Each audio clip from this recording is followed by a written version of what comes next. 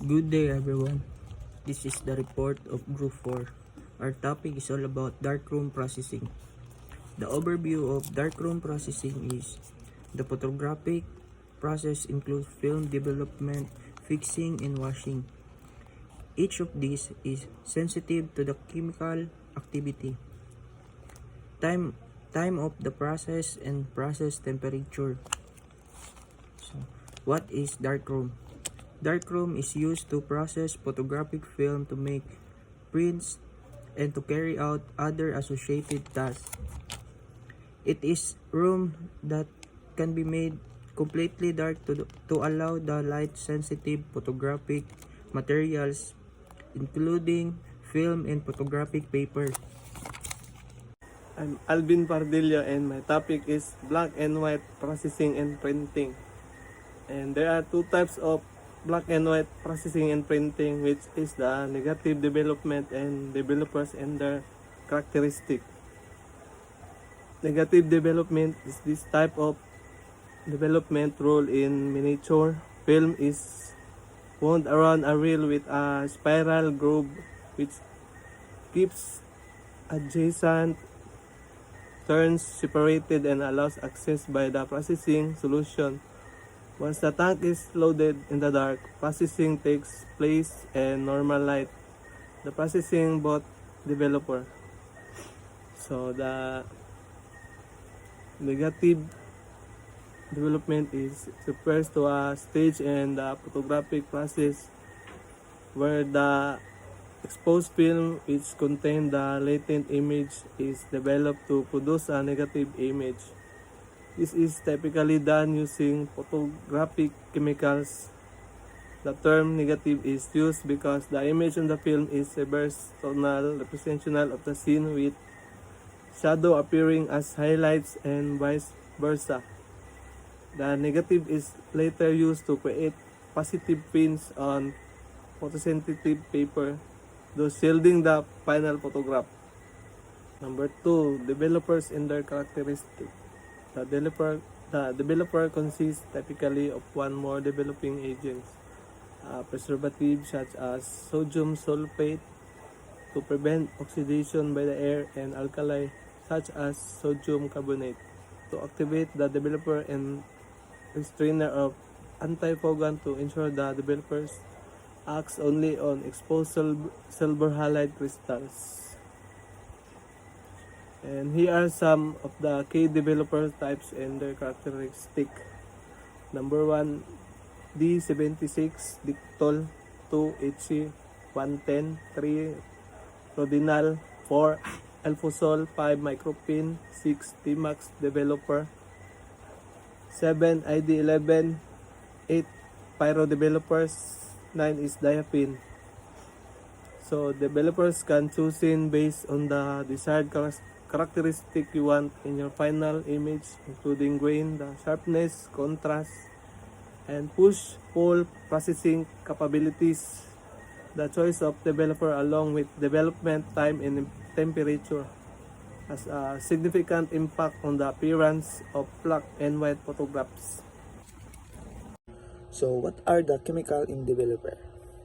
So A. Reducer chemical reduction of exposed silver bromide grain is process that converts them into visible metallic silver.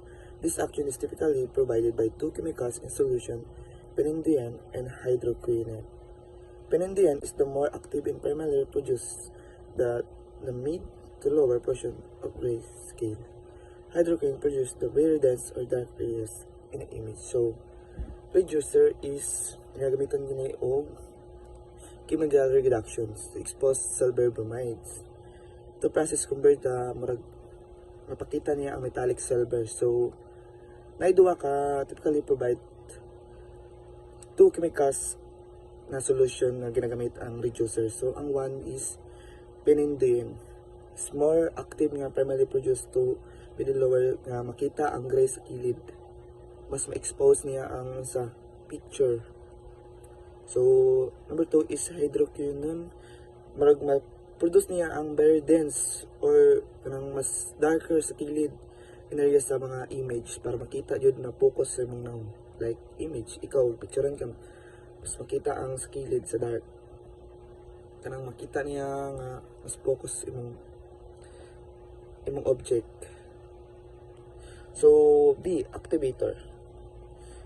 The primary function of activator, typically sodium carbonate, is often swell emulsion so the reducer can reach the exposed grain. So, kanang activator is kinamitan kini og sodium carbonate. Mas mabungga or mas makita niya ang picture sa pag-expose sa grains like ana. So letter C, restrainer. Potassium bromide is generally used as restrainer. Its function is moderate the rate of development. So ang restrainer is ginagamitan kini potassium bromide para mas makita o mas ma-restrain or mas kanang ma-expose niya ang pictures sa pag-develop.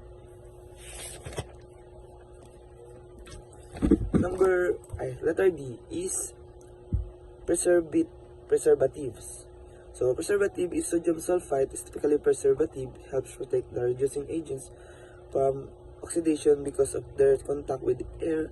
It also reacts to oxidation product to reduce their activity. So ang preservatives is ginagamitan gani og sodium sulfite mas ma-preserve ang pictures and ma-protect as reducing. So letter E is hardener.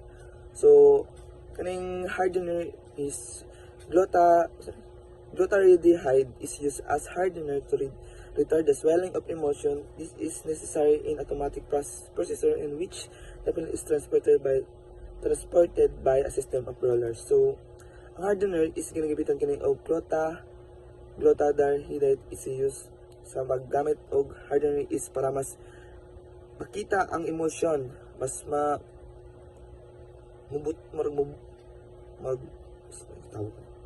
mas makita siya sa and ginagamitan kini og automatic processor in which film transported by system of rollers.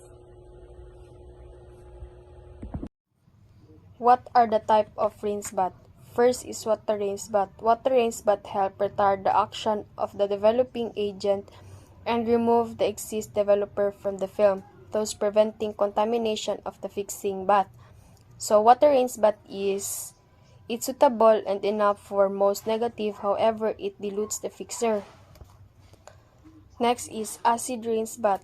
Acid rinse bath referred to as stop bath and it's more effective than water rinse as it instantly neutralizes the action of the developer and stop further development.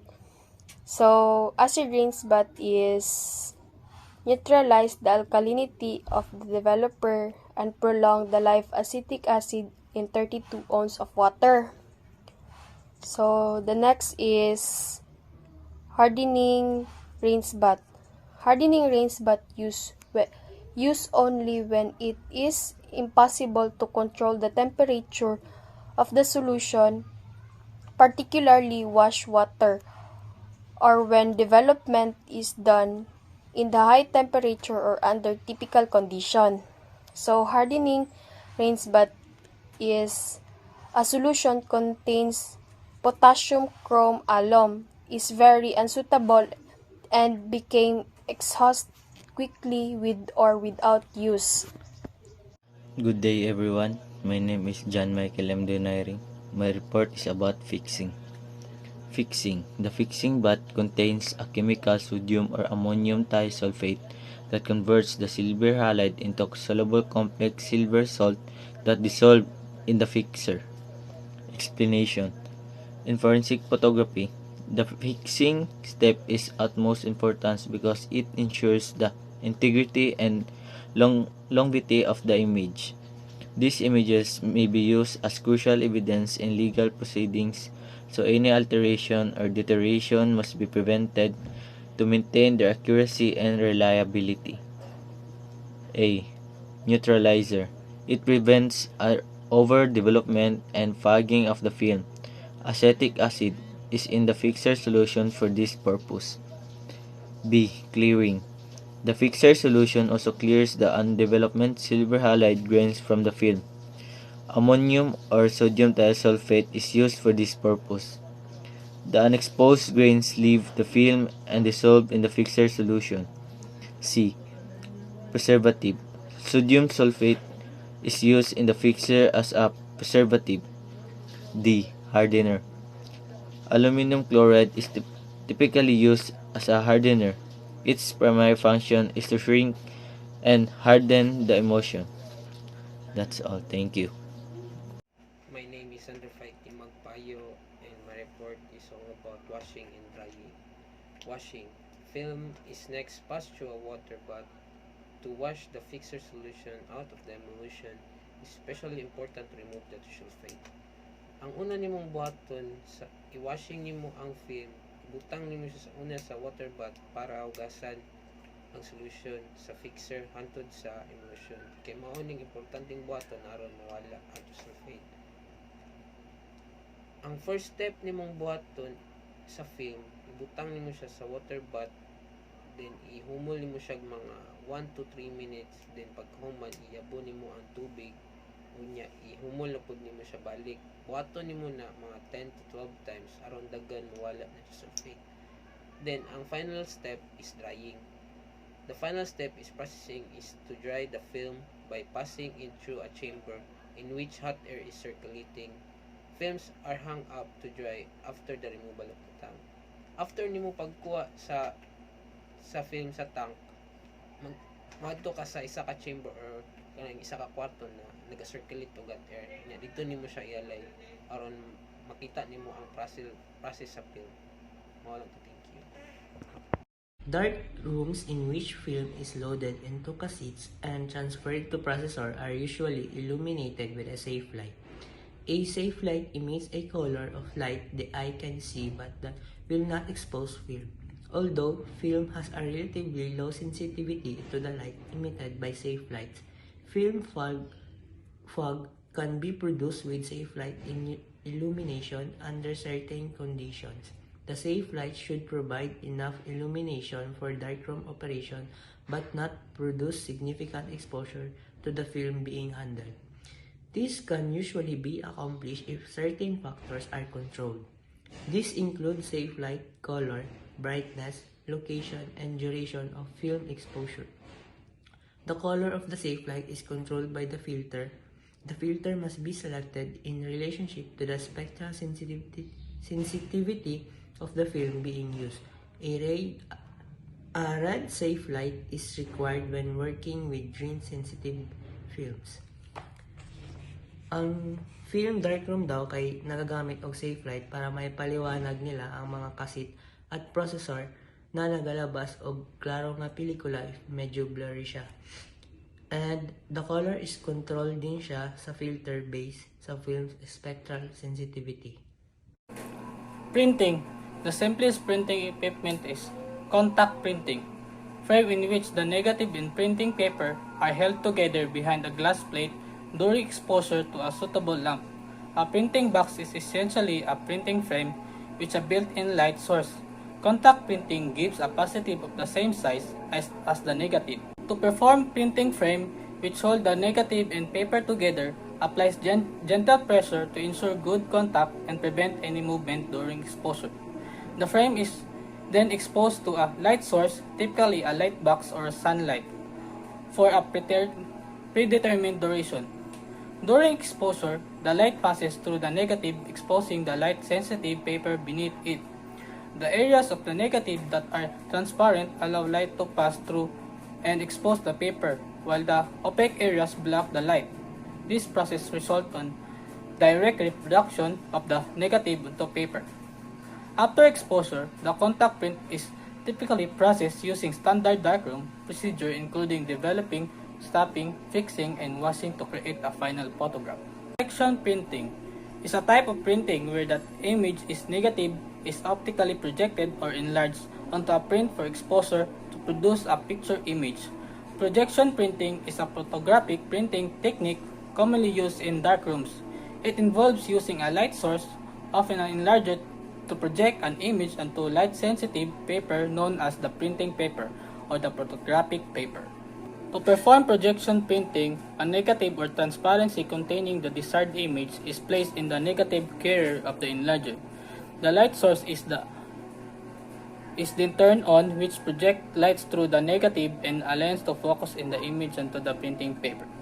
The enlarger's height and focus are adjusted to produce the desired size and sharpness of the print.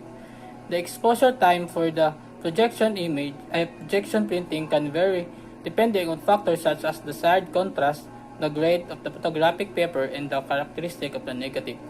To control the exposure, photographic papers often use techniques like dodging and burning, while specific areas of the print are selectively exposed or shaded to achieve the desired tonal range and highlights details. After the exposure, the printing paper is typically developed, stopped, fixed, and washed to create the final photograph.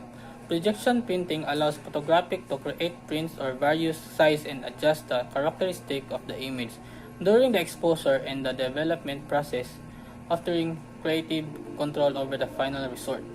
Enlarger is to magnify any project the image of a small negative into a large photographic paper, thus allowing the creation of physical prints from film negatives. The process begins by placing the negative in the negative carrier, which is then inserted into enlarger. The light source, typically a bulb or LED, project light through the negative onto a baseboard or easel. The lens position between the negative and the baseboard focuses the light and form an enlarged image of the negative onto the baseboard. The enlarger allows the photographer to control size, focus, and composition of the final print by adjusting the height and position of the enlarger head. The image can be made larger or smaller, similarly changing the focus of the lens, create sharp or soft prints. The easel on the baseboard helps the positioning and aligning the photographic paper for exposure. Enlargers are commonly used in dark rooms where the printing process takes place. Under controlled lighting conditions, the photographer can adjust the exposure time and other variables to achieve the desired result. Once the exposure is complete, the photographic paper is processed using traditional chemical technique to develop, fix, and wash the print. Now, let's talk about printing papers. Printing papers in forensic photography refers to the specialized paper used to print photographs and document in forensic analysis and documentation. Printing papers in forensic photography are carefully chosen for their ability to produce high-quality, tamper-resistant, and long-lasting prints. They play a vital role in preserving and presenting photograph evidence in legal proceedings. The next one is the printing exposures. Printing exposures in forensic photography refer to the process of producing printed copies of photographs from negative or digital files. Printing exposure in forensic photography are critical step that involves creating physical copies of photograph evidence. These printed copies are used for documentation, preservation, quality control, legal presentation, analysis, distribution, and archiving, making them an integral part of the forensic investigative process. Now, let's talk about print processing. Print processing in forensic photography is the set of procedures and techniques used to create high-quality photographic prints from negatives or digital files. For the purpose of documenting, preserving, and presenting evidence in legal and investigative contexts, print processing in forensic evidence in legal investigative contexts, photography involves a series of steps and techniques to create high-quality prints of photographic evidence. These prints are produced with great care, attention to detail, and focus on accuracy, ensuring their value as a legal and investigative tools. Thank you. Stabilization processing. Stabilization processing is certain rapid processing papers incorporate developing agents in their emulsion and are processed on a ruler processor. Up to 10 to 15 seconds of process.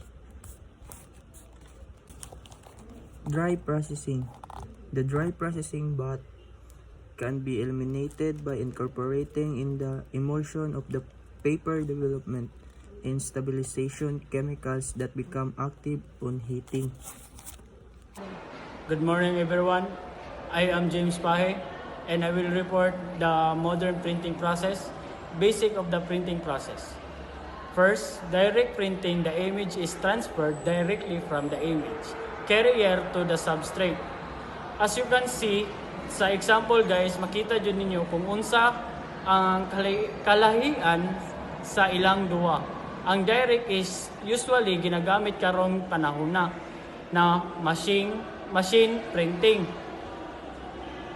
Second, direct printing, the image is first transferred from the image carrier to the blanket cylinder and then to the substrate. Tapos ang kaning indirect is mura siya og handmade jud na printing, pero some of people na ginagamit pa ana karong panahon na, like kanang mga lokal nga t-shirt na printing na. What are the four general types of printing? First, letterpress or relief printing. This process involves the creation of image, often letter or picture, that are raised above a background or non-printing area. So, letterpress or relief printing kay mao ning ginagamit sa ato ang library slip para mabutangan siya sa library stamp. Everyone, my name is Justine Villar, and today I am discussing to you the 3 general types of printing. The intaglio or gravure printing, and planographic or lithographic printing. Horus or screen printing. So, unsa man ang intaglio or gravure printing? Ang intaglio or gravure printing kay isa siya ka printing technique, which is nakuha siya og copy para maka-print og image sa gravure cylinder. Sa process ana kay ginaligo og ink or ginabat og ink ang cylinder para makahimo siya og process ana. Sa pinaagi sa paghimo kay ga-apply siya og pressure para ma-transfer ang image sa papel. So let's proceed to planographic or lithographic printing. So, ang planographic printing kay isa siya ka printing method which is ang image and non-image exist together sa isa ka flat plate. Bale, ang planographic printing or lithographic printing kay naa siya 2 different layers. Og mao kini siya ang image o non-image sa isa ka surface. Ang example sa planographic or lithographic printing kay kana bitong pangtatak sa papel during magpapirma ta og mga clearance. Kanang ginagamit sa mga SSG officer, mao na siya ang actual picture sa planographic printing. And lastly, the porous or screen printing. Ang porous or screen printing kay mao na siya ang traditional printing, which is kanang na siya screen tapos gina-press ang ang ink sa t-shirt kana bitong ginahimo og mga jersey. Mao na siya ang porous or screen printing. So, good day everyone. I am Aiza Requillo, and I am going to tackle about the steps of printing process. So, first, what are the steps of the printing process? It divided into three process. First is the pre-press, second one is the press, and the last one is the post-press steps. So, in first, The pre-press operation encompasses steps during which the idea for printed image is converted into an image carrier such as plate, cylinder, or screen. So sa pre-press operations, or the first step in the process of printing, is ang pre-press. So diri pa lang, so gina-check na daan ang mga quality sa i-print, gina-edit na daan. So just like for the example of mga newspaper, mga books, so mo ni siya ang, so as what you can see in the picture, mo na siya ang printing process. Gina-secure ang quality sa i-print, kay para pag abot sa kuan walay damage, or naka-secure tanan ang quality. So the second one is the press, refers to actual printing operation. So sabotable naman siya na ang press kay mo na tong actual na gyud nga gina-print ang isa ka image, or it's either the book or the newspaper or any material or any paper na pwede i-print. So the last one is the post-press. So primarily involves the assembly of printed materials and consists of binding and finishing operations. So diri na part mo na ni ang finishing product. So diri mo na ni, just like for example sa book, diri na gina-bind, gina-file, gina-arrange or gina-compile as one na. So sabotable naman siya na it's a finishing product. Na diri pa lang ay diri sa pangkatulo na process, diri na niyo makita ang finishing product sa inyong gi-print. Okay, then the last one is, what are the chemical used in printing process?